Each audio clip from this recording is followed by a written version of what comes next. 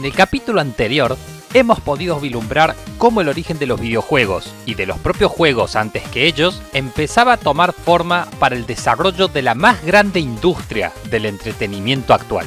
De esta manera, observamos la aparición de la primera máquina de cómputos, el primer dispositivo de entretenimiento, la primera computadora hecha para un juego, el primer videojuego como tal, el primer torneo oficial de videojuegos y la primera empresa creada específicamente para crear estos títulos. Y al final quedamos en lo que sería el primer boom de la industria, la aparición de Atari y su repercusión en la siguiente década.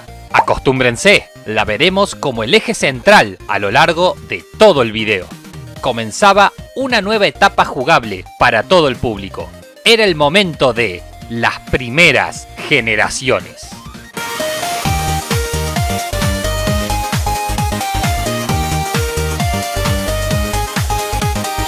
Fundada en Sunny Valley, California en 1972, Atari fue la respuesta de Bushnell y Dabney a su anterior fracaso en Nothing Associated, Computer Space. Sí, le ocultamos el hecho de que ese juego casi clon de Space World pertenecía a estos dos sujetos.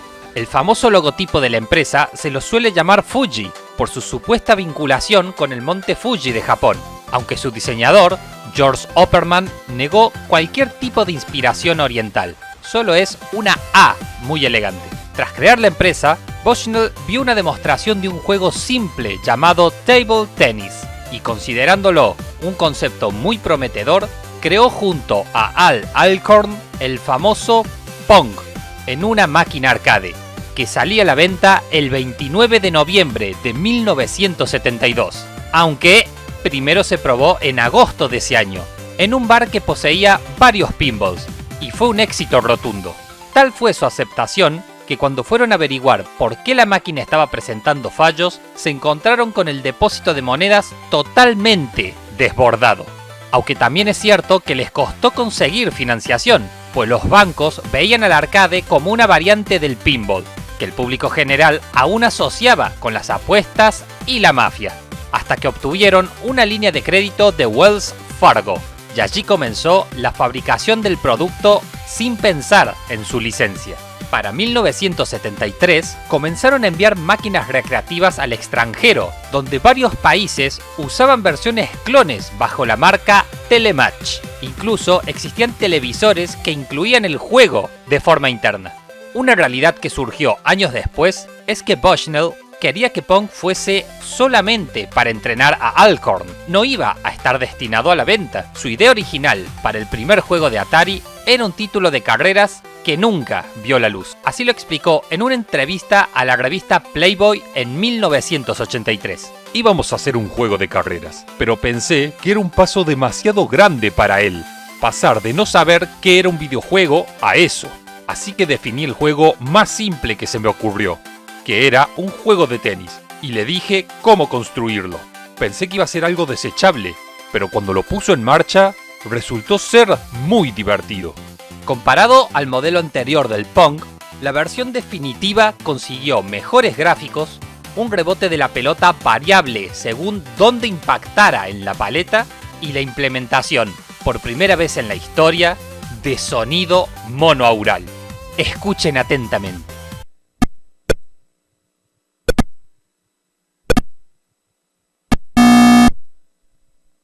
Puro cine auditivo. Está más que claro que se convirtió en un éxito rotundo a las pocas semanas de su lanzamiento al mercado. El problema fue que algo creado previamente chocaba con su idea de seguir obteniendo ganancias. El copyright comenzaría a ser de las suyas. Y ahora debemos transportarnos nuevamente al año 1972, donde hará acto de aparición por tercera vez nuestro aclamado Ralph Baer, aún trabajando para Thunder Associates, pero esta vez concretará su idea. El desarrollo de la Brown Box, el que podría ser el prototipo de la primera consola de videojuegos de la historia, transmutó en la que verdaderamente fue la primera. Y qué mejor forma de comenzar con estos dispositivos que teniendo la que logró el nombre más épico y legendario de la industria. Ese año salió a la venta La Magnavox Odyssey. Magnavox, una empresa de electrónica, fue la encargada de lanzar el producto de Baer, que si bien terminó creando el concepto de cartucho extraíble que se usaría más tarde, no fue un gran éxito como se esperaba. No era tan costosa tampoco, apenas unos $100, el equivalente a 600 modernos. El principal motivo quizás fue la campaña de marketing que establecía el funcionamiento de esta consola únicamente en televisores de la marca Magnavox. No solo eso, además venía con un único juego en su interior, el Table Tennis, muy similar al Tennis for Two, y las propias publicidades incentivaban la compra de pantallas de plástico para superponer sobre el televisor y darle más personalidad al juego, así como simular otros deportes como hockey o Simón dice. ¿Podría contar como un DLC físico? Yo lo veo posible. A pesar de todo ello, y del poco convencimiento del público general, la Odyssey fue sin lugar a dudas el primer paso para la industria en el mercado doméstico. Causó la suficiente sensación positiva como para atraer a muchas otras empresas. ¿Dónde está el problema con todo esto entonces? Pues en el nombre del juego, Table Tennis. ¿Recuerdan que Bushnell de Atari se inspiró en él para crear Pong? Así es, Baer ya había registrado la patente de su título en 1971, mientras que Sander Associates vendió los derechos de esa licencia de forma exclusiva a Magnavox para la consola doméstica. 2 más 2 hacen una cuenta muy clara. Atari había infringido los derechos de autor. Estaba a punto de nacer el primer litigio legal de los videojuegos. O, si lo quieren más dramático, la primera guerra de consolas oficial.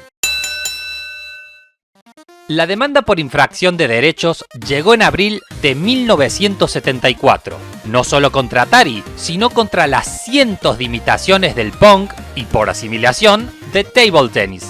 Eran Baer contra Bushnell, dos personalidades que ya de base no se llevaban muy bien. De hecho, Bushnell presentó un modelo del arcade Pong en el juzgado, el cual fue desarmado y demostró, sin ningún lugar a dudas, las obvias inspiraciones en el juego de Odyssey, que hasta el propio juez pudo notar. Se acusó a Atari de querer dominar el mercado en base a un plagio, más en ese momento que planeaban sacar una versión doméstica de Pong.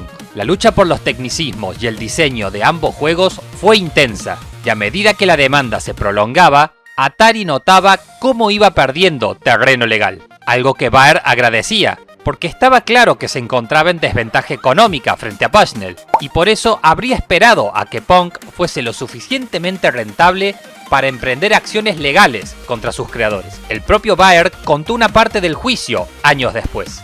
Un día, la oposición trajo un juego de arcade tipo Pong a la sala del tribunal.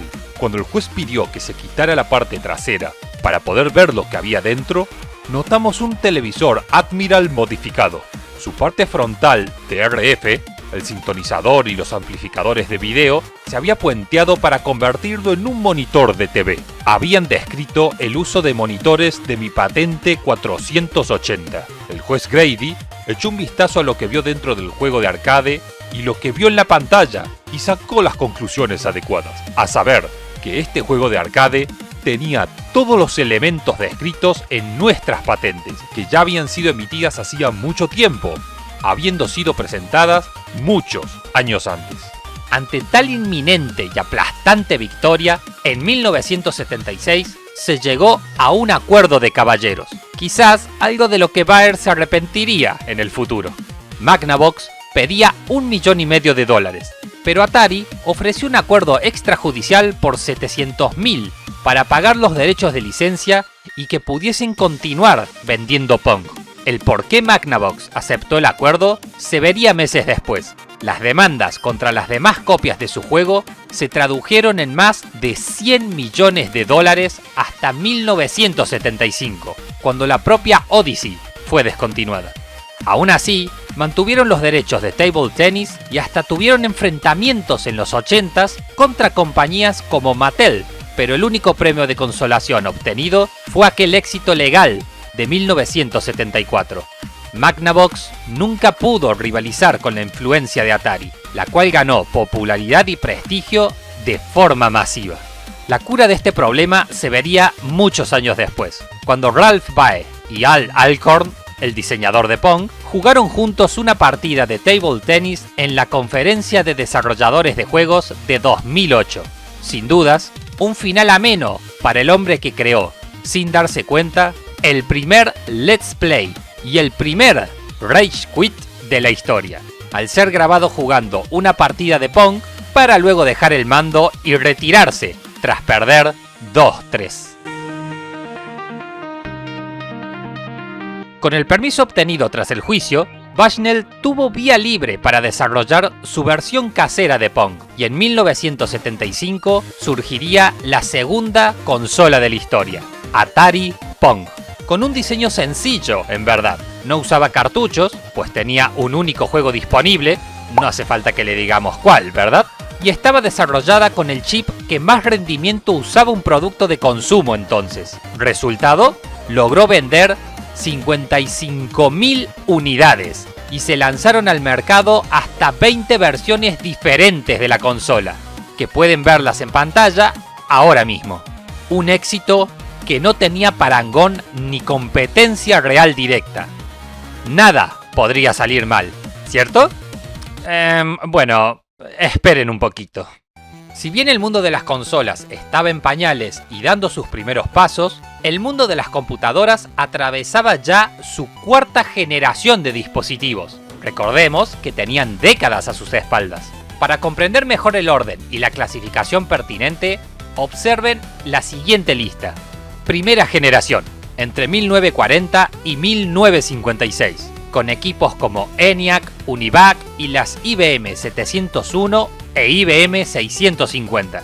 Eran máquinas de gran tamaño, muy grandes, demasiado grandes, que utilizaban tubos de vacío para procesar la información y tarjetas perforadas para ingresarles datos. Segunda generación, entre 1956 y 1964, destacando la IBM 1401 y UNIVAC 1107. Ahora se trataban de equipos que hacían uso de transistores. Los cálculos realizados se redujeron a cuestión de milisegundos y dieron origen a los primeros lenguajes de programación, entre ellos los legendarios COBOL y Fortran. Tercera generación, entre 1964 y 1971, con ejemplos como IBM 300, CDC 6600 y PDP 8. Aquí se establecieron los circuitos integrados, aparecieron los primeros sistemas operativos y comenzó la interacción con teclados y monitores como periféricos obligatorios. ¿Y qué maravillosa innovación tecnológica sería la que permitiría la cuarta generación, que duró de 1971 hasta 1981, destacar durante toda una década y expandirse a los demás dispositivos electrónicos? Señoras y señores, pónganse de pie y aplaudan al invento que permitió crear el concepto de computadora personal. Denle la bienvenida al increíble y todopoderoso microprocesador.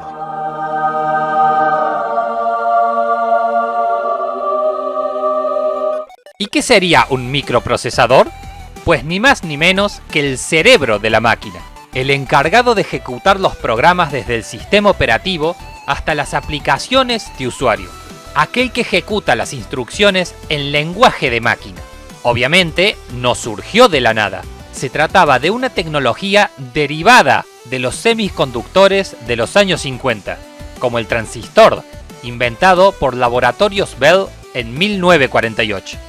Recordemos que antes, los componentes que formaban un procesador no podían estar en un único circuito integrado. Eran necesarios 2 o 3 chips para crear una CPU. Desde 1971, gracias a los creadores Ted Hoff, el arquitecto de la idea, Federico Fagin, el diseñador físico, y también Stanley Mazur y Masatoshi Shima, porque siempre hay un oriental involucrado, nació el Intel 4004, perteneciente a la empresa de igual nombre y nacida en 1968 gracias a Gordon Moore y Robert Noyce, una abreviación de Integrated Electronics Corporation. Este primer microprocesador se creó para una calculadora, no una computadora, y resultó revolucionario cuanto menos. 2300 transistores, arquitectura de 4 bits, 60.000 operaciones por segundo y una frecuencia de reloj de 700 kHz. Sí, gente, una bestia.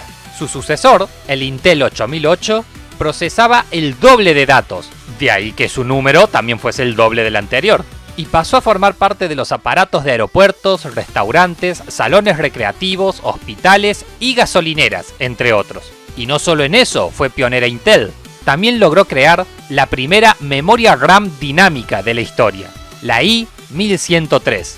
Sí, la costumbre de poner demasiados números a todos sus productos viene de nacimiento con la empresa. Este componente tenía capacidad de 1024 bits, o su equivalente, 1 kilobit, y fue el reemplazo perfecto de la memoria de núcleos magnéticos, pasando a integrarse en aparatos de compañías famosas como Motorola, Fairchild, National y Cygnet-X. Y si quieren saber por qué estos avances tecnológicos vieron su origen en esta época, es menester repasar el boom informático que ocurrió en el breve lapso de 10 años a partir de mediados de los años 60. ¿De qué manera? Innecesario preguntar. Está más que claro que les ofreceremos otra bella y organizada línea del tiempo para disfrutar en orden cronológico de todas las mejoras en el mundo de la informática. 1963. Un comité industrial gubernamental define el código estándar de los caracteres ASCII, basados en el alfabeto latino. 1964. En el Dartmouth College, John Kemeny, Thomas Kurtz y la monja Mary Keller desarrollan el lenguaje BASIC, nombrado como Dartmouth Basic, y siendo inicialmente una herramienta de enseñanza. 1967. En IBM, David Noble, bajo la dirección de Alan Shugart, inventa el disquete, también conocido como disco flexible. 1967. En el MIT, Richard Greenblatt inventa los primeros programas exitosos de ajedrez. El primero de ellos, MACLISP. 1969. En laboratorios Bell, Ken Thompson y Dennis Ritchie desarrollan el lenguaje de programación B, predecesor, obviamente, del lenguaje C. 1969. Jerry Sanders y Edwin Turney fundan AMD, o Advanced Micro Device, en Santa Clara, California. 1970. Edgar Frank Codd publica el primer modelo de base de datos relacional, además de acuñar el término OLAP. 1970. El profesor suizo Niklaus Wirth desarrolla el lenguaje de programación Pascal para facilitar el aprendizaje de sus alumnos. 1971. Ray Tomlinson crea el primer programa para enviar correos electrónicos mediante ARPANET, además de ser el primero en implementar el arroba con fines informáticos, símbolo proveniente de siglos atrás. 1971. En el MIT, un grupo de investigadores presentan la propuesta del primer protocolo para la transmisión de archivos en Internet, o FTP, que es el estándar de red usado por las páginas web para subir, descargar y compartir archivos. 1971. John Blackenbaker presenta Kenback One, considerado como el primer ordenador personal disponible comercialmente, el cual carecía de procesador, solo usaba puertas lógicas y vendió 40 unidades a $750. 1973. Xerox, existente desde 1906, desarrolla el primer ordenador que usó el concepto de computadora de escritorio, con su máquina Xerox Alto, además de ser el primero en utilizar una interfaz gráfica de usuario y un ratón como periférico. 1974. Bing Cerf y Robert Kahn crean el TCP, protocolo de control de transmisión, fundamental para crear conexiones dentro de una red de datos compuesta por redes de computadoras para intercambiar datos. En resumen, la base para crear Internet. Si frenamos en este momento de la historia, no es porque la industria de la informática se detuviese repentinamente. Todo lo contrario, empezó a explayarse mucho más. Por eso debemos ir algo más pausado. La siguiente historia comienza con MITS, empresa de electrónica fundada en 1969 por Ed Roberts y que se fusionaría con Pertec Computer en 1980. A su vez, creadores del microordenador Altair 8800, que hacía uso del procesador Intel 8080, el segundo existente de 8 bits después del Intel 8008. ¿Y por qué es relevante esta computadora en concreto? Porque fue la primera comercialmente exitosa en la industria de la informática. Tan exitosa que apareció en todas las revistas de su rubro en 1974, año que salió a la venta. Y una de esas revistas cayó en manos de nuestro siguiente protagonista, un joven estudiante de Derecho en Harvard que encontró la inspiración para crear su propia compañía de desarrollo de software. Su nombre era Guillermo Puertas. Perdón, el autocorrector. Bill Gates. Él y su compañero Paul Allen fundarían Microsoft el 4 de abril de 1975, inicialmente para crear intérpretes de lenguaje BASIC, siendo el Altair BASIC su primer lenguaje. ¿Para qué? Para el Altair 8800 de MIT, proceso que terminó de confirmar a Gates que ya no quería seguir su carrera en Harvard, por lo que decidió mudarse a Albuquerque, Nuevo México, donde se hallaba la empresa. Otro de sus primeros trabajos iniciales fueron compiladores COBOL y Fortran, y su éxito inicial fue tal que para noviembre de 1978 ya dispondrían de su primera oficina internacional en Japón, así Microsoft, hoy en día conocida simplemente como Microsoft Japón.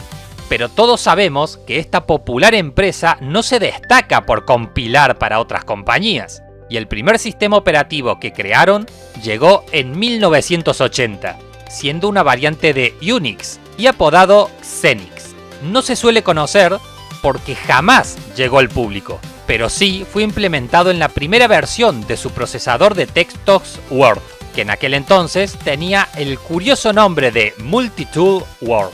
Esta aplicación fue la pionera en características tales como poder escribir textos en negrita, aunque no se lanzó hasta el año 1983. Dato curioso, sus demos venían junto con la revista PC World, pasando a ser el primer programa distribuido mediante discos en una revista. Y llegamos hasta 1981, cuando Microsoft buscaba un contrato con el líder corporativo IBM, los mismos que ofrecieron su tecnología para lograr más de 100 viajes espaciales de la NASA. La idea de Gates y Allen era proporcionar su versión del sistema operativo CP/M para la siguiente computadora personal de IBM.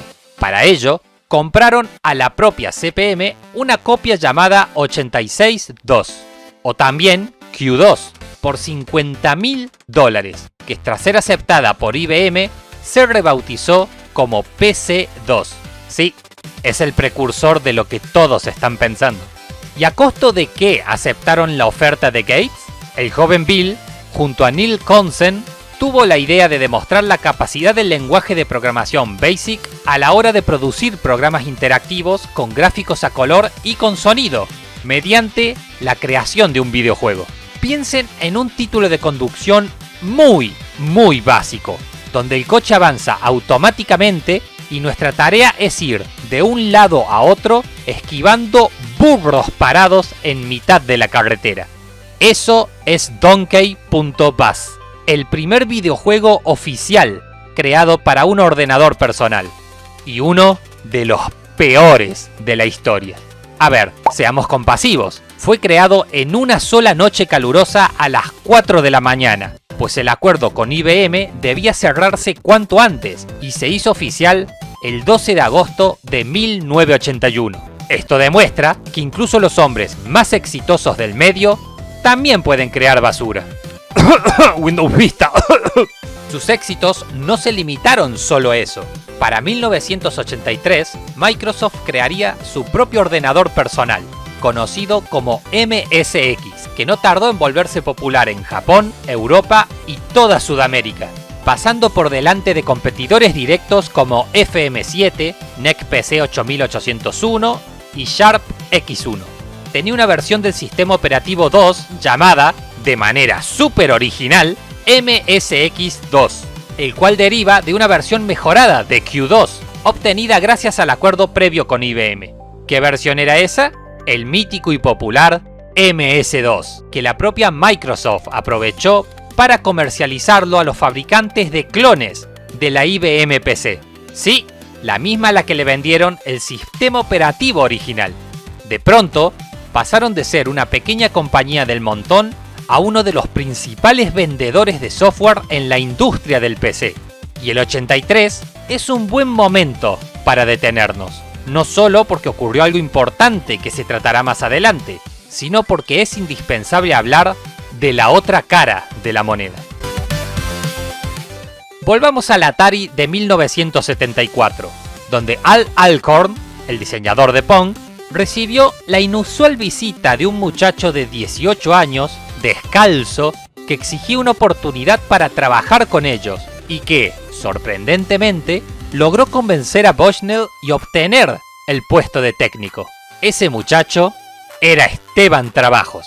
Perdón, el autocorrector otra vez. Nos referimos a Steve Jobs. Para 1975, Bushnell había encargado a Jobs un juego similar al Pong, pero que fuese para un solo jugador, donde se pudiesen destruir una pared de ladrillos con pelota y paleta, y le ofrecieron $750 más bonos por cada chip de circuito integrado que pudiese eliminar del diseño y así abaratar los costos de producción.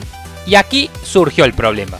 Jobs tenía cierta habilidad con su labia, pero muy poco sobre ingeniería de hardware.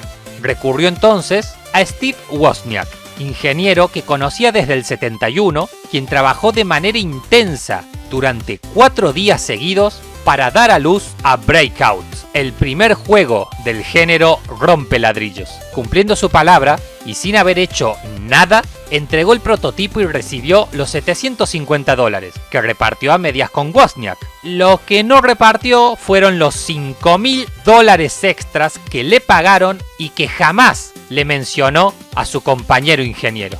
Exacto, traicionó a su propio amigo, lo que en Estados Unidos se nombra generalmente como empresario exitoso. Tras ese triunfo inicial, decidió emprender un viaje espiritual de meses a la India. Y claro, ¿quién no viajaría tan lejos con $5.000 que no se han compartido, no?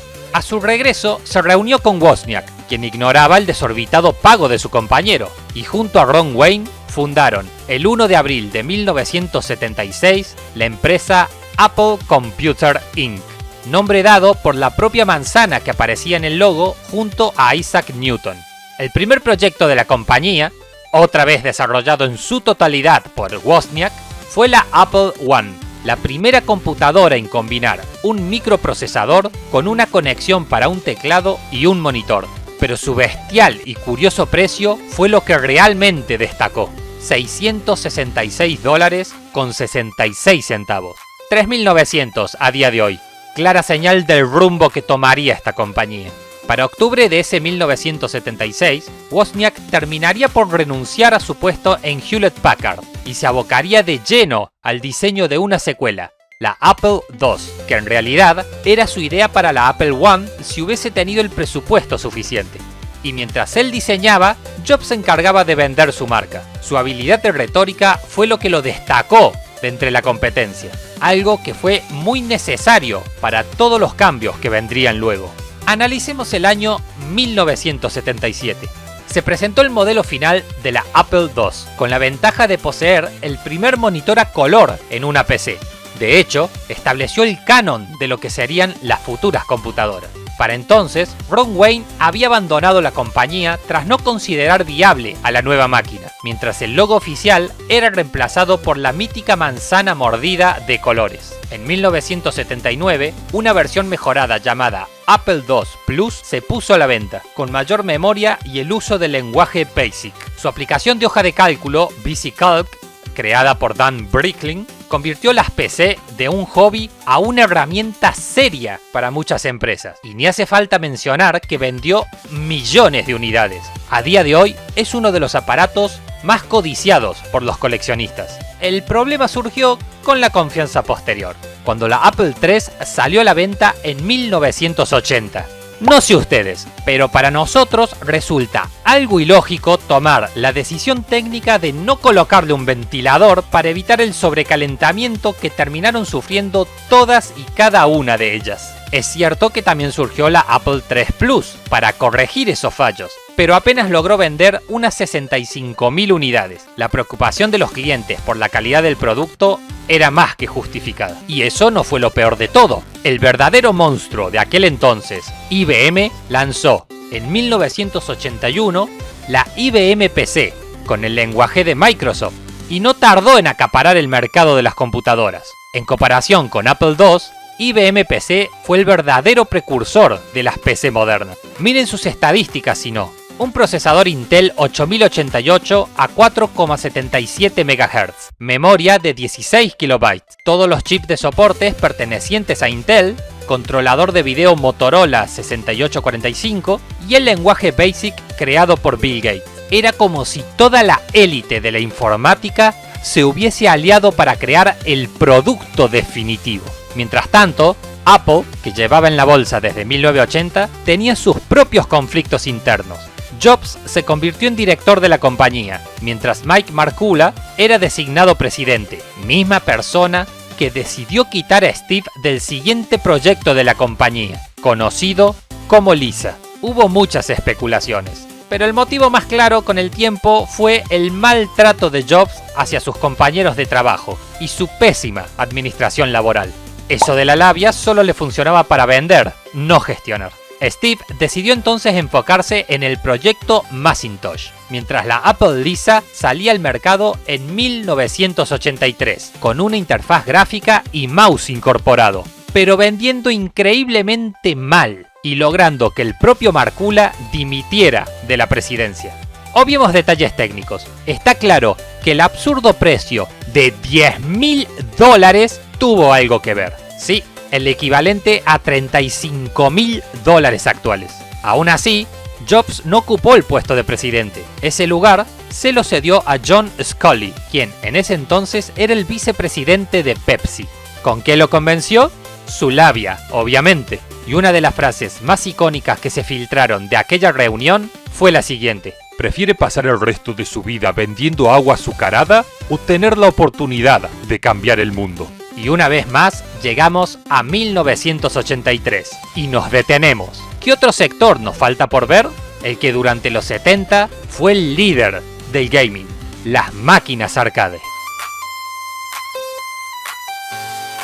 Analicemos esta palabra. ¿Qué es un arcade en realidad? Cierto es que a día de hoy se utiliza el término de una forma diferente al de décadas atrás. Para la juventud actual, arcade hace referencia a un género de videojuegos más que a un hardware como tal. Pero en la década de los 70 era como se nombraba a ciertos muebles de madera con controles incrustados, ya fuesen palancas con botones, pistolas, volantes con pedales, plataformas de baile, paddle, trackball, etc., donde se introducían monedas de curso legal o fichas del propio local para ejecutar un juego. Sí, en la actualidad se usan más que nada tarjetas magnéticas o chip externos prepagos. Déjennos, eso es muy centennial.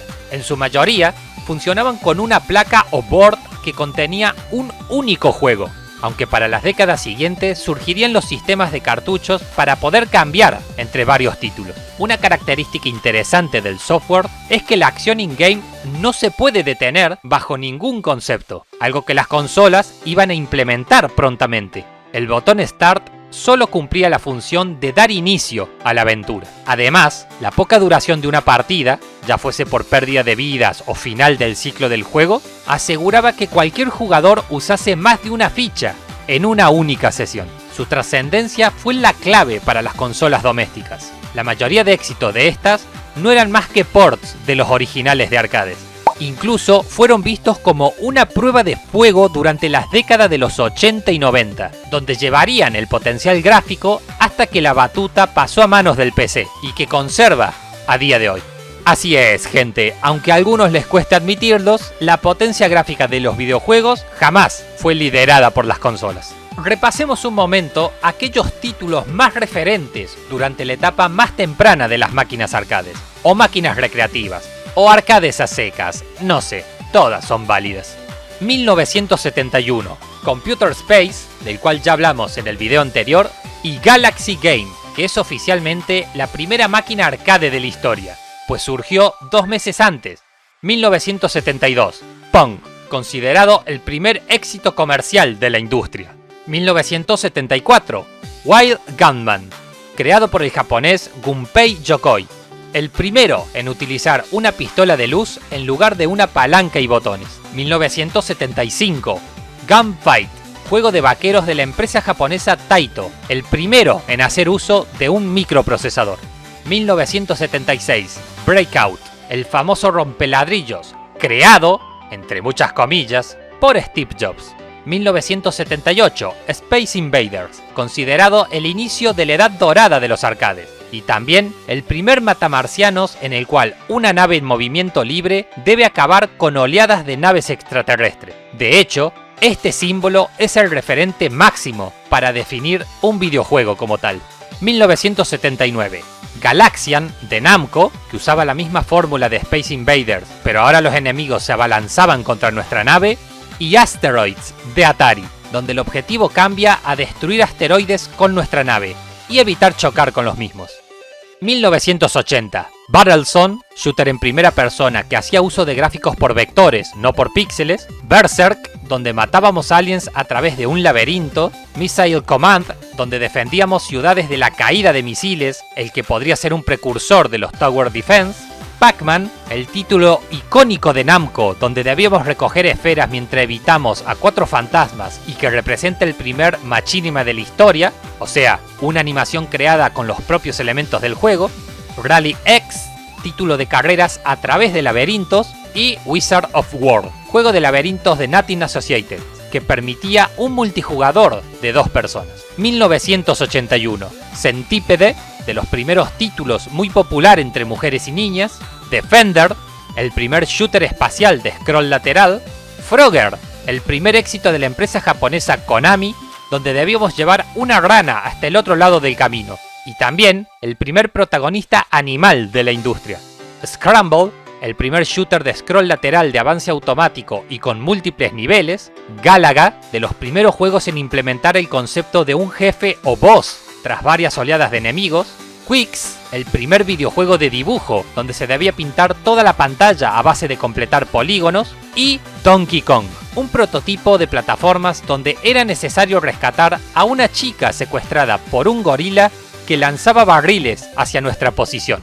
Ese protagonista se llamaba Jumpman, pero da la impresión de que no será relevante para el futuro. 1982, Burger Time, juego de Data East donde simplemente había que armar hamburguesas. Tic Tac, juego de destrucción donde los laberintos se formaban por obra del propio jugador. Donkey Kong Jr., juego de Nintendo que, omitiendo las miles de versiones de Pong, establece la primera secuela de un videojuego ya existente. Frontline, shooter bélico en tercera persona que dejaba de lado el uso de enemigos extraterrestres y pasaba a ser todo ejércitos humanos. Just, curiosa entrega de William Electronics donde caballeros que montan avestruces se atacan entre sí. Mrs. Pac-Man, exactamente igual al Pac-Man original, pero incluyendo a la que sería la primera protagonista femenina en la historia de los videojuegos. Sí, solo se agregaba un moño en la cabeza, no pidan mucho. Pole Position, el juego de carreras más importante de la época, que además emulaba un entorno 3D con píxeles planos. Popeye, creado por Nintendo, la primera entrega jugable basada en una serie animada de la TV. Qbert, juego de plataformas de Gottlieb, siendo su protagonista el primero en venderse a través del merchandising masivo. Y Shibius, el primer matamarcianos de desplazamiento vertical, o shoot 'em up, que avanzaba de manera automática. 1983, Dragon Slayer, creado por un ex animador de Disney, siendo el primero en considerarse una película interactiva que variaba según las decisiones del jugador. Elevator Action, juego que mezclaba acción con plataformas y donde su protagonista se considera de los primeros antihéroes de la historia. Girus, matamarcianos que utilizaba música clásica de fondo. Mappy, popular juego donde un ratón debe escapar de varios gatos mientras recoge elementos del escenario. Track and Field, el primer videojuego de deportes con licencia oficial del Comité Olímpico Internacional, que contaba con 10 disciplinas diferentes. Y Mario Bros, el nuevo éxito de Nintendo tras Donkey Kong, que usaba al mismo protagonista de aquel título, pero con el nombre cambiado, e incluyendo a su hermano para el segundo jugador. Y sus víctimas ahora eran tortugas. 1984. 1942, un shoot 'em up automático creado por la japonesa Capcom, pero donde controlamos un avión estadounidense que debe derrotar a toda la flota de Japón hasta llegar a Tokio. No pregunten. Karate Champ, el primer videojuego de luchas en implementar torneos y diferentes movimientos para los luchadores.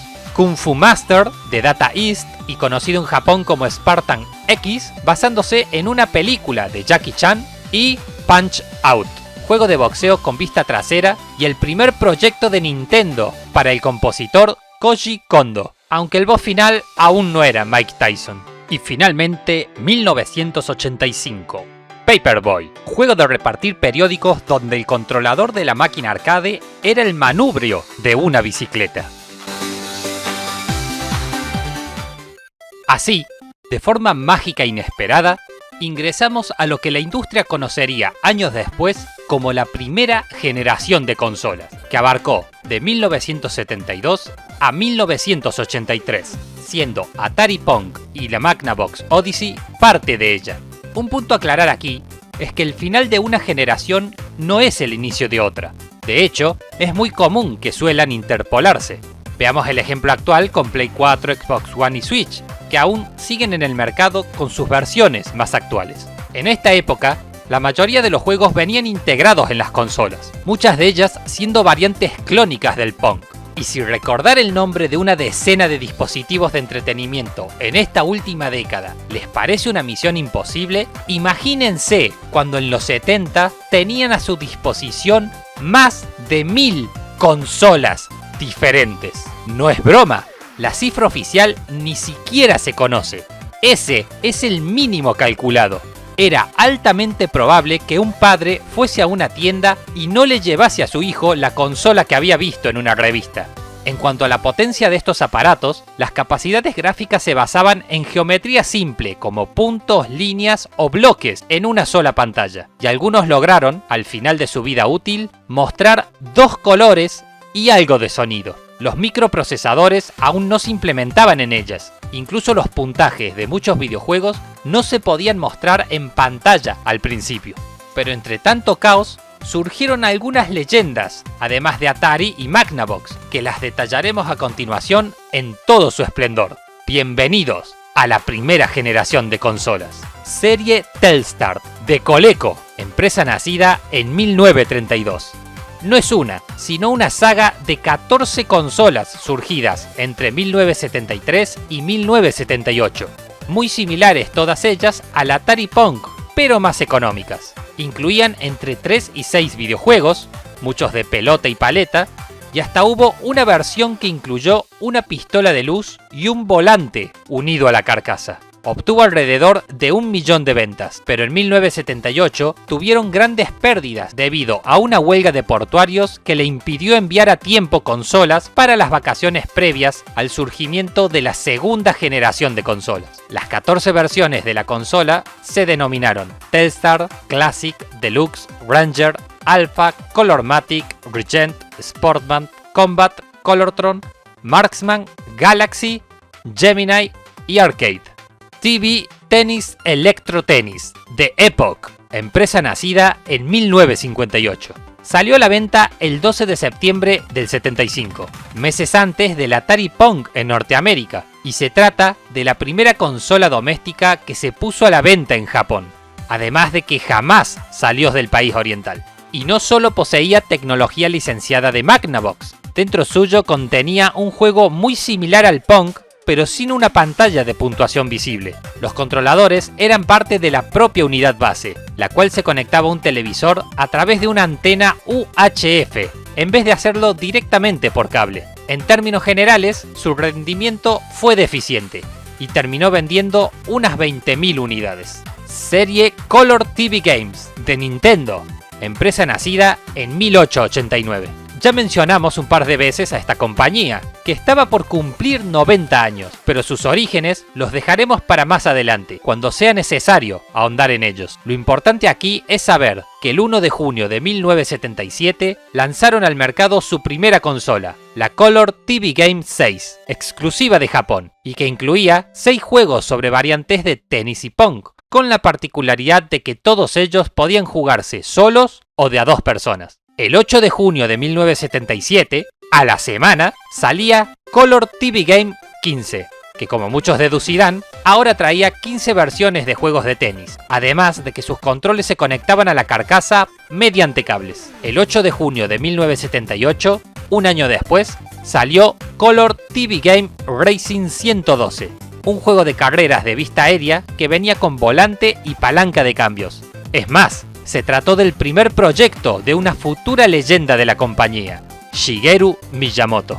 El 8 de marzo de 1979, un nuevo proyecto de Miyamoto sobre esta saga de consolas saldría al mercado, la Color TV Game Block Kusushi, con una variante del Breakout disponible solo para un jugador. Finalmente, durante 1980, apareció la Computer TV Game, que se distribuyó en cantidades limitadas y solo venía con un port de Othello, el primer juego arcade desarrollado y publicado por la propia Nintendo, que se podía jugar solo o de a 2 jugadores. También incluía una fuente de alimentación que pesaba 2 ricos kilitos, y su costo fue de 48.000 yenes, casi $400 actuales. De esta manera, unas pocas consolas lograron destacar por sobre las demás, pero estaba claro que el liderazgo del mercado lo poseían Atari y Magnavox, y la primera mucho más desde el acuerdo judicial con su competidor. Y por si no les quedó claro la inmensidad de dispositivos puestos a la venta en esos 11 años, aquí tienen una lista de algunas, no todas, empresas que crearon consolas para la primera generación. Cabe aclarar que, además, cada una de ellas desarrolló entre 3 y 8 aparatos diferentes, para que lleven la cuenta, si pueden. Con la aparición de la segunda generación de consolas, ocurrió algo muy curioso. Se desarrolló principalmente entre 1976 y 1982. Ese número es relativo según el punto de vista de ventas, pero básicamente es la etapa donde salieron y duraron las consolas relevantes. Exacto, esta generación empezó y terminó mientras la primera generación aún seguía en pie. ¿Por qué? Por 2 motivos fundamentales. Por un lado, coincidió con la edad dorada de los arcades, que se llevó a cabo entre finales de los 70 y principios de los 80, y donde títulos como Space Invaders, Galaxian y Asteroid tuvieron cierta supremacía en el mercado, además de la aparición del color y más profundidad a los protagonistas de los juegos. Por otro lado, porque fue conocida como la era de los 4 bits, cuando los dispositivos ya comenzaban a implementar los microprocesadores en su diseño. Ambos contextos unidos hicieron que fuesen pocas las empresas capaces de dar tal salto tecnológico, y eso se pudo apreciar en la cantidad de consolas claramente inferior a la generación anterior. Poco más de 20 máquinas reconocidas en su momento. ¿Cuáles son las más relevantes a día de hoy? Aquí la maravillosa y educativa lista. Channel F, de la empresa Fairchild, fundada en 1957. Salió durante octubre del 76, siendo de hecho la primera consola basada en una CPU, además de introducir un almacenamiento de código de juego basado en cartuchos. La consola pasaba a ser un medio donde uno elegía cuál juego insertar y disfrutar. Por primera vez apareció también el botón de pausa, que permitía detener por completo la imagen en pantalla y poder tomarse un descanso sin necesidad de reiniciar el dispositivo. Contó con un total de 24 cartuchos diferentes, cada uno de ellos con 4 juegos. Entre la lista de sus títulos más destacados, que fueron alrededor de 30, surgieron algunos de deportes, cartas, carreras y matemáticas. Existían 2 de hockey y tenis, pero venían incluidos dentro de la consola. Atari 2600. El 11 de septiembre de 1977, la secuela de Atari Pong se puso a la venta bajo el nombre inicial de VCS, o Video Computer System, y contó con 9 juegos diferentes para la época navideña.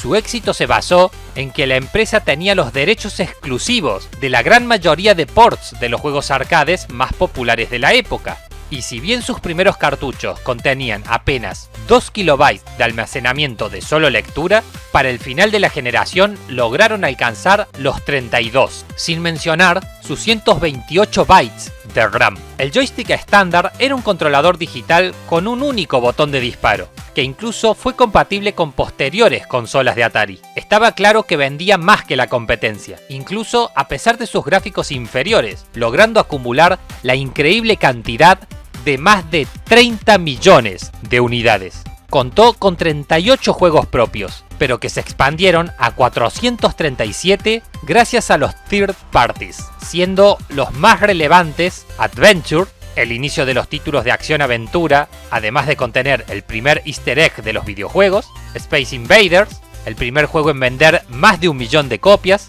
Breakout, Jar's Revenge, Asteroid, Missile Command y Caster Revenge. Un juego erótico creado por Mystique, donde un soldado se aprovechaba de una nativa americana. Sí, Atari los demandó tras la publicación de semejante barbaridad. También se hicieron conocidos E.T. y Pac-Man en esta consola, pero ambos serán omitidos de momento. Tendrán un apartado especial más adelante. Astrocade, de la empresa Bally, fundada en 1932. La consola se fabricó en el 77. Se la conocía como Bally Home Library Computer y solo estaba disponible su obtención por correo, pero debido a retrasos en la producción, absolutamente nadie la recibió hasta el año siguiente. Para su salida definitiva, se rebautizó como Bally Professional Arcade, aunque su exposición minorista fue muy baja en comparación con Atari. Los derechos de la consola se vendieron a Astrovision en 1981, quienes relanzaron la unidad con cartuchos BASIC incluidos de forma gratuita, en lo que se conocería como la Bally Computer System. Cuando la propia Astrovision cambió su nombre a Astrocade para 1982, también le pusieron la misma nomenclatura a la consola. Difícil seguirles el rastro, ¿verdad? Del total de 29 juegos creados para el dispositivo, muchos de ellos fueron de acción, carreras o estratégicos, siendo el más relevante Grand Prix, también conocido como Demolition Derby. Así es, los Destruction Derby son parte de esta franquicia. Magnavox Odyssey 2 surgió en septiembre de 1978, distribuida por Philips en Europa, donde se nombró Philips G7000, y fue capaz de fusionar juegos de mesa físicos con sus propios videojuegos. Varios títulos de rol dan fe de ello. Comparada a su antecesora, logró mejorar tanto la música como los efectos de sonido y las capacidades de voz, además de contar con un teclado alfanumérico en su controlador, ideal para ciertas aventuras gráficas o juegos matemáticos. Cierto es que nunca llegó a ser tan popular como las consolas de Atari, pero al menos quedó tercera en la lista de ventas, con alrededor de 2 millones de unidades en el mercado hasta el final de su vida útil. En total, 80 juegos surgieron para ella, pero ninguno fue realmente relevante en la industria. Los más conocidos se trataron de adaptaciones de títulos ya existentes en máquinas arcade. Intellivision, de la empresa Mattel, fundada en 1945. Sí, la mega empresa estadounidense fabricante de juguetes también se sumó a la moda de las consolas, sacando la suya en 1979 para probar el mercado, y durante 1980 a nivel nacional, siendo el primer dispositivo en contar con un control direccional de pulgar. Bienvenidos al precursor del touchpad. No solo eso, además destacó por la posibilidad de obtener contenido descargable a través de Play Cable, un servicio televisivo de la propia Mattel que permitió obtener juegos digitales vía cable de televisión. 23 años antes de la creación de Steam. También fue la primera consola con un procesador de 16 bits, memoria RAM de 16 bits y un chip de sonido con 3 canales de audio, además de cartuchos de 4 KB que permitían voces humanas sintetizadas dentro de los juegos. Y todo esto a un precio de venta de $300. Fue la verdadera competencia directa de Atari, no tanto por las ventas finales, más de 3 millones de copias, sino en el ámbito del marketing. Miren si no, este comercial narrado por el escritor George Plimpton, y su fabricación se mantuvo hasta 1990. De los 132 juegos que tuvo en su haber, destacaron Burger Time, Master of the Universe, Tron, Demon Attack y Auto Racing. ColecoVision. Finalizada la vida útil de la serie Telstar, esta consola llegó en agosto de 1982, lanzada de base con varios ports de arcade como el mítico Saxon de la empresa japonesa Sega, y que fue distribuida por CBS fuera de Estados Unidos, con el obvio claro de nombre, CBC ColecoVision. Su particularidad polémica fue el módulo de expansión Atari 2600, que como claramente habrán deducido, permitía disfrutar todos los títulos de la consola de Atari. Y, como cualquier abogado de la audiencia habrá adivinado, recibieron una demanda muy fuerte de la compañía por la creación de ese dispositivo retrocompatible ilegal. Sin intimidarse, Coleco lanzó una contrademanda por leyes antimonopolio. Resultado, tras comprobarse que la consola y el módulo estaban fabricados con componentes electrónicos comunes y de dominio público, ambos llegaron a un acuerdo donde Coleco pagaría regalías a Atari por cada accesorio y clon de la consola vendida. Y por cierto, lograron vender más de 1 millón de copias. Sus controladores eran parecidos a los de Intellivision, con un keypad numérico de 12 teclas, además de que se podían extraer y en su lugar colocar otros mandos, como los de Atari 2600, por si tenían alguna duda. Debido a un bucle en su BIOS, todos los cartuchos tenían una pausa de 20 segundos antes de poder iniciar el juego, lo que no impidió que de sus 129 títulos surgieran joyitas como Carnival, Saxon, Cosmic Avenger y War Moon. Vectrex, de la empresa MB o Milton Bradley Company, fundada en 1860. Apareció en noviembre de 1982 y su particularidad más impresionante fue el uso de gráficos vectoriales y su propia pantalla autónoma, aunque carente de color, algo que ciertas máquinas arcades sí podían conseguir. Dichos gráficos permitían una nitidez superior a los píxeles clásicos, comparándose con los de las recreativas de la época, como Asteroid. En un acuerdo de licencia con la empresa Cinematronics, se produjeron versiones de alta calidad de varios títulos arcades como Space Wars, y a pesar de las buenas críticas recibidas, resultó ser, en última instancia, un fracaso comercial, durando menos de 2 años en el mercado. En total, obtuvo 28 juegos, algo lógico teniendo en cuenta que solo podían ser aquellos creados con gráficos vectoriales, y destacaron Armor Attack, Solar Quest, Spike, Scramble, Rip-Off y Starhawk. Atari 5200. Siguiendo con los nombres llenos de números y sin esperar a una nueva generación, esta consola surgió en noviembre de 1982 para competir directamente con Intellivision y su emergente éxito. El problema fueron las bajas ventas y su escasez de juegos, siendo suspendida a los 2 años de haberse creado. A diferencia del Atari 2600, los cartuchos poseían 16 KB de almacenamiento de solo lectura, y el chip integrado era casi igual al de los arcades de la época. Pero sus controladores no solo eran muy frágiles, sino que además carecían de retrocompatibilidad con la consola anterior. La mayoría de sus juegos fueron adaptaciones de títulos existentes, y de entre sus 69 entregas surgieron Centipede, Defender, Dig Dog, Frogger, Galaxian, Missile Command, Pole Position, Popeye, Hubert, Quicks, Super Cobra, Star Wars y Pitfall. Este último, el creador del género de plataformas. La segunda generación también trajo consigo una nueva forma de jugar videojuegos, aunque la implementación se hallaba bastante verde aún. Nos referimos a las consolas portátiles, que no requerían de televisores o cables engorrosos para disfrutarlas, simplemente un par de baterías y luz solar para ver la pantalla. No existía la retroiluminación. Los experimentos fueron variados, y el resultado fueron 5 dispositivos que, de poseerlos hoy en día, cualquier persona tendría una pequeña fortuna en sus bolsillos. Vean la siguiente lista. 1979. Microvision, de MB, reconocida como la primera consola portátil de la historia, que poseía cartuchos intercambiables para disfrutar de los 13 diferentes videojuegos que tuvo disponibles. Lamentablemente, traía consigo 2 grandes fallos de diseños. La pantalla LCD se corroía con mucha facilidad y toda la circuitería sufría daños por electricidad estática, por lo que encontrar una en condiciones en la actualidad es toda una odisea. 1980. Game & Watch, de Nintendo.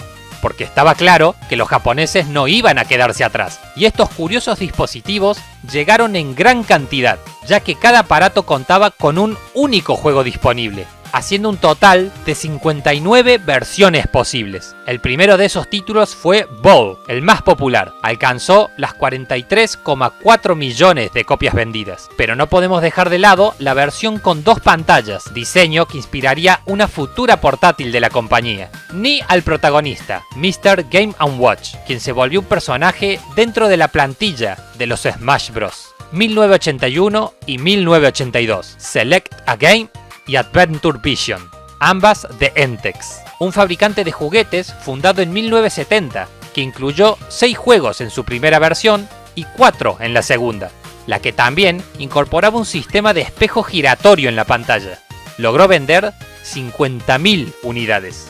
1984, PVS, o Portable Video Game System, de Palmtex, el primer desastre portátil de la industria, pues tenía construcción de mala calidad, se rompía con facilidad y solamente tuvo disponible 3 juegos. Y fue descontinuada en su mismo año de lanzamiento. 1984, Game Pocket Computer, de Epoch, una portátil exclusiva de Japón, con 7 juegos disponibles mediante cartuchos intercambiables, y que también fue llamada Pokécon. Un detalle curioso es que utilizaba 4 baterías AA, lo que le otorgaba más de 70 horas de autonomía. Finalmente, todos los puntos han convergido en un mismo lugar, o mejor dicho, en una misma fecha. Consolas, portátiles, arcades y computadoras verían su futuro de otra manera tras este momento clave en la industria y en la historia de los videojuegos.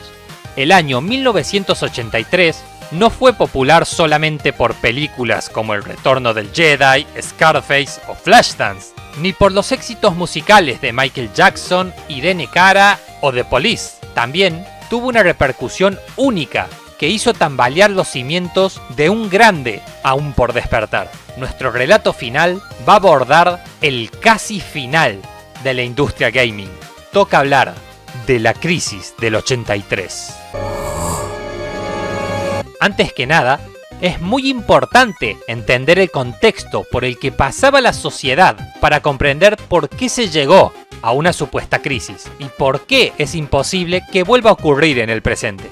En primer lugar, es necesario revisar a la empresa Atari y su aplastante éxito con su consola 2600. Estamos hablando de 30 millones de unidades vendidas, cuando la segunda en la lista era Intellivision con apenas 3 millones de ventas. ¿Y eso qué provocaba?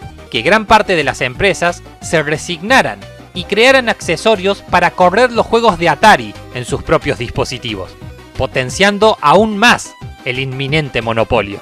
Esto a su vez generó un exceso de consolas en el mercado y una total falta de controles de calidad debido a la poca regulación establecida. Los números no mienten, si bien es cierto que la demanda por videojuegos creció en un 100% ese último año, la producción lo hizo en un 175%. En resumen, se fabricaba más de lo que se necesitaba.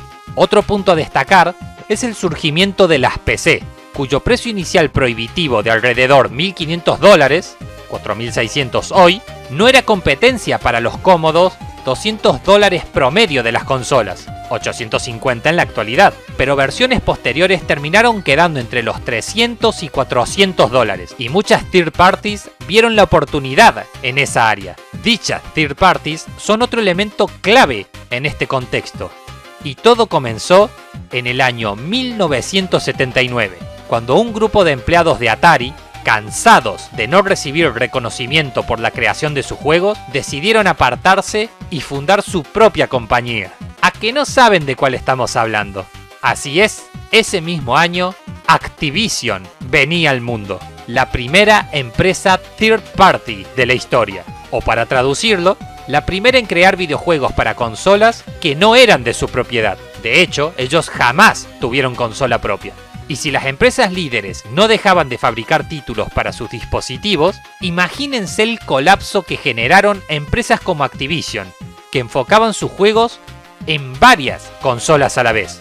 Mantener un exclusivo era toda una proeza.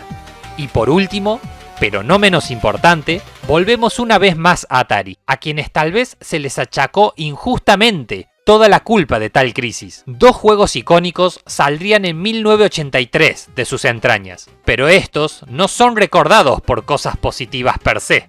El primero de ellos fue el port de Pac-Man, trabajo que le fue encargado a Todd Fry, quien no tuvo el diseño del trabajo original en su poder, y programó su versión en apenas 6 meses, solo, y adaptando los gráficos de la máquina arcade a una versión más ligera para la consola doméstica. Ahora imaginen que son un niño de los años 80, que cada día disfruta de Pac-Man en el salón recreativo, hasta que ven en una revista que una versión de su juego favorito saldrá para la Atari 2600, la misma consola que tienen en casa. ¿Quién no estaría extasiado y feliz de tal acontecimiento? Entonces, llega su cumpleaños, sus padres le regalan el tan ansiado Pac-Man casero y lo insertan en la consola. Y de pronto, pasan de recordar esta imagen de los arcades a esta versión de Atari. Comprendería perfectamente si ese niño se hubiese convertido en un famoso psicópata de principios de los 2000. Pero este fue solo el clavo en la mano derecha del Jesús Gamer. El de la mano izquierda llegó en diciembre de 1982, con el famosamente infame E.T., del cual muchos ya conocen la historia. Lo que quizás no sepan es que la idea de replicar el éxito de Spielberg en una versión jugable llegó a la compañía a finales de julio, y encima debía estar terminado para septiembre de ese año, solamente 5 semanas de plazo. El kamikaze encargado de tal tarea fue Howard Warshaw, quien ya había diseñado con éxito Jar's Revenge. Pero tranquilos, sigue vivo y nadie atentó contra su vida. De hecho, también es psicoterapeuta, así que habrá encontrado una solución al bullying recibido años después. Lo curioso de este juego es que incluso Steven Spielberg vio el proyecto con malos ojos, pero todo el mundo ignoró las señales. Warshaw, en el que podríamos llamar el primer crunch laboral de la historia, no solo completó el juego, sino que lo entregó antes de tiempo, y se fabricaron más de 4 millones de copias para diciembre. Iba a ser el éxito de esas navidades, el siguiente boom tras la salida de Pong. Y entonces llegaron las primeras críticas. Cosas como enrevesado y estúpido, juego infame, gráficos primitivos, jugabilidad aburrida o una historia decepcionante fueron las notas más suaves que recibió el Alien Pacífico. Solo basta ver el gameplay de fondo para entender por qué, incluso en esa época, este juego era una basofia insufrible. Es cierto que superó el 1,5 millones de copias vendidas, pero estaba muy lejos de las cifras pretendidas por Atari, y los meses siguientes fueron oleadas de devoluciones masivas, no solo por parte de los jugadores, sino de las propias tiendas que veían cómo las copias acumulaban polvo en las estanterías, naciendo la leyenda de las miles de copias enterradas en el desierto para ocultarla de los inversores. O no tan leyenda al parecer, porque se descubrió el cementerio en 2016. Hasta muerto en vida, seguía dando que hablar ese pequeño alien chillón.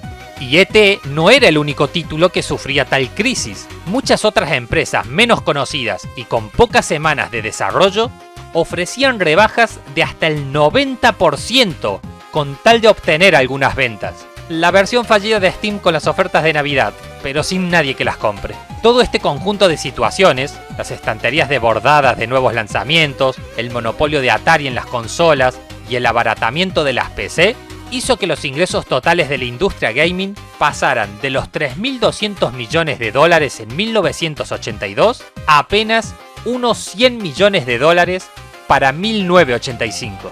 La caída fue estrepitosa. Estudios como Games by Apollo o US Games, entre muchos otros, se fueron a la quiebra. Algunas intentaron salvarse dejando las consolas de lado y buscando refugio en el mundo del PC. Incluso compañías grandes como Philips cerraron su área de videojuegos, lo que lamentablemente afectó a Magnavox, comprados por los anteriores en 1974. Cientos de salones arcades cerraron sus puertas debido a la caída del 40% en los ingresos mensuales. Y la propia Atari, la líder indiscutible, al estar en lo más alto, sintió el peso de la gravedad cuando terminaron el año 83 con 350 millones de dólares en pérdidas, haciendo que Warner se desprendiera del 60% de las acciones invertidas en la compañía y pasando a ser Namco el nuevo propietario, ahora bajo el nombre de Atari Games Inc. Incluso en el ámbito legal ya no tenían el poder de otros tiempos. Se les ocurrió la brillante idea de demandar a Activision, a quienes los favoreció la corte con la premisa de que los fabricantes de consolas no podían prohibir la creación de software compatible con sus sistemas. La desconfianza de la gente era gigantesca. Nadie sabía qué era lo que estaba comprando. A fin de cuentas, ¿por qué invertir entre 30 y 60 dólares en un cartucho que podría ser una pseudo estafa jugable para una consola que rondaba los 200 dólares cuando una entrada al cine eran apenas 3 dólares con 50 centavos y existían maravillas visuales como la trilogía de Star Wars o las primeras de Rambo, Volver al Futuro, Karate Kid, Rocky y Terminator? Estados Unidos fue quien más sintió el peso de esta crisis, mientras Europa, dentro de todo, logró mantener cierta estabilidad financiera con sus propias empresas. Y por el lado de Japón, todo resultó más inocuo, en gran medida gracias al éxito arrollador de las máquinas arcades, las cuales siguen siendo un eje central de los videojuegos a día de hoy. Jamás quedaron relegadas. Y es que sería el propio país del sol naciente el encargado de rescatar a la industria de este periplo. Porque sí, podemos incluso admitir que en ciertos aspectos, llamar crisis a este evento que duró entre 1983 y 1985 puede resultar un poco exagerado. Podemos también darle una palmada en la espalda a Atari y dejar de culparlos del 100% del problema, cuando simplemente se convirtieron en un monopolio inconsciente, más por culpa de las demás empresas y su mala gestión antes que por su propia mano. Y así como no hubo un único culpable, tampoco hubo un solo salvador. Los extremos solo sirven para construcciones poéticas de la historia. Pero, si nos permiten una narración más mítica, queremos tomarnos una pequeña, aunque no falsa, licencia histórica sobre este momento de los videojuegos. Lo mencionamos a lo largo de todo el video. Estuvieron allí desde el siglo XIX, y no sería hasta el año 1985 que surgirían por todo lo grande, quedando en el imaginario popular como el referente máximo de la industria. Pasamos por multitud de sucesos históricos, de inventos tecnológicos y de prototipos fallidos, para llegar al momento que todo gamer se merecía al final del camino. Los videojuegos tenían apenas 20 años de vida. Muchos los consideraban un juguete más, y al igual que un grupo de soldaditos de plástico, estaban a punto de ser olvidados en el cajón de los niños ya crecidos, relegados a una conducta infantil y pasajera. Eso no podía ocurrir. Japón no lo iba a permitir. No dejarían la suerte al cielo. En realidad, sí que lo hicieron, porque una nueva generación iba a imponerse en el mercado y un nuevo personaje iba a librarnos del olvido. La leyenda estaba por nacer. Todos seríamos salvados por la fusión global definitiva. Un plomero italiano creado por japoneses y que hablaba en inglés, cortesía de Nintendo. Estaba por nacer la época de Mario. ¡Mamma mía!